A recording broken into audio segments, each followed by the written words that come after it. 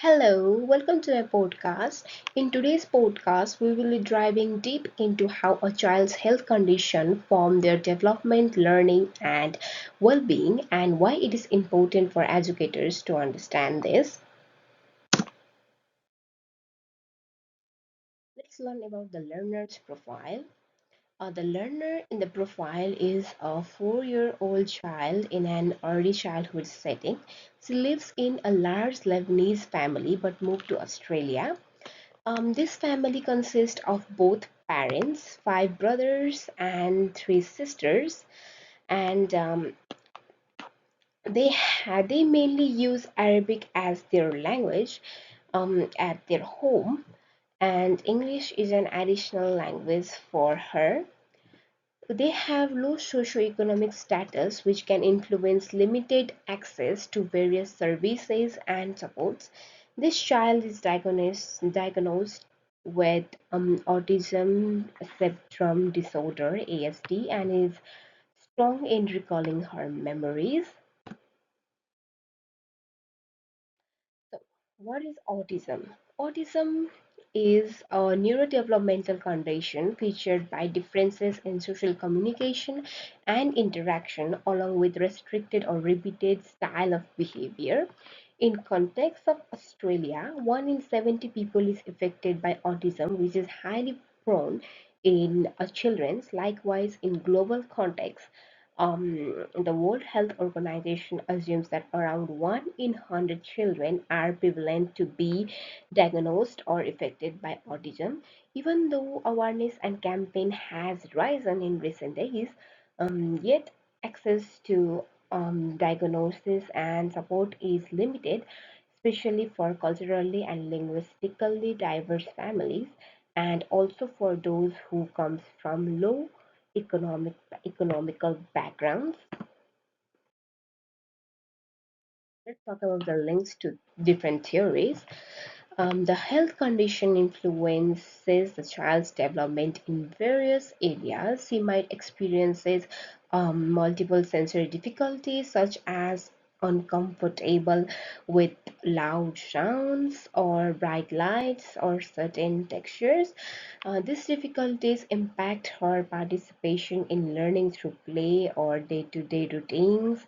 Although she shows strong memory recalling skill, it might be hard for her to think flexibly or carry on with the changes cognitively. According to Piaget's theory, she is in her pre-operational stage, um, which in which children learn to use symbols, language, and imaginative play. However, autism might hinder her ability in imaginative play or understand that others might have different perspectives from her.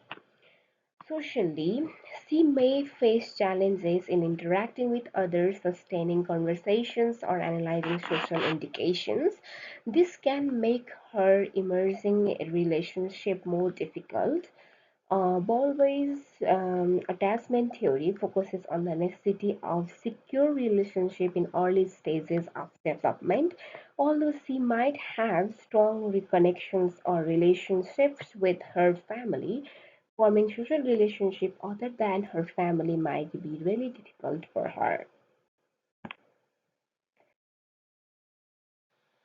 Emotionally, she might have difficulties in recognizing her own emotions. She might be overwhelmed in strange or uncertain conditions.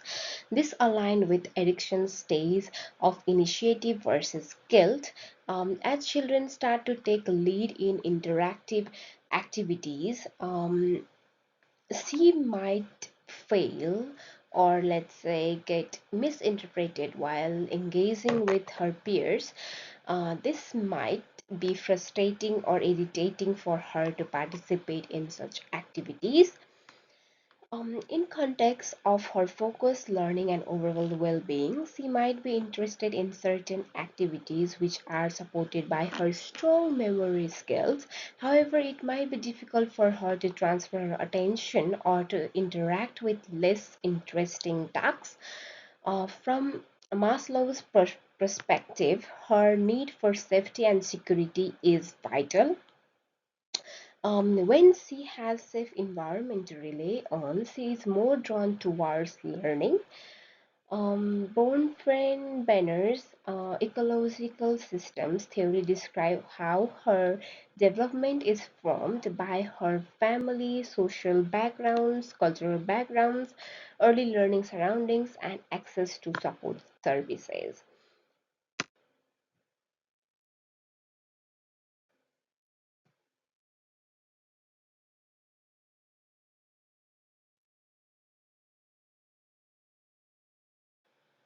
For educators, understanding health conditions like autism is very important. Without knowledge about this may lead to behaviors such as avoidance of eye contact, repeated activities, or difficulty coping with changes might be misunderstood as disobedience. Realizing this action as a part of neurodevelopmental condition permits educators to react with empathy and judiciousness. As her background is ELD, that is English as an additional language, and she has low social economic status, it is important to introduce equity and inclusion in early learning education. Her talents must be highlighted or let's say valued.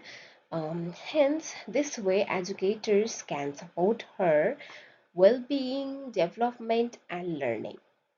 Thank you.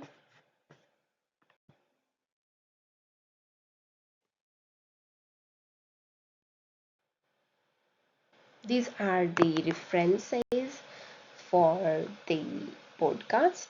Thank you so much.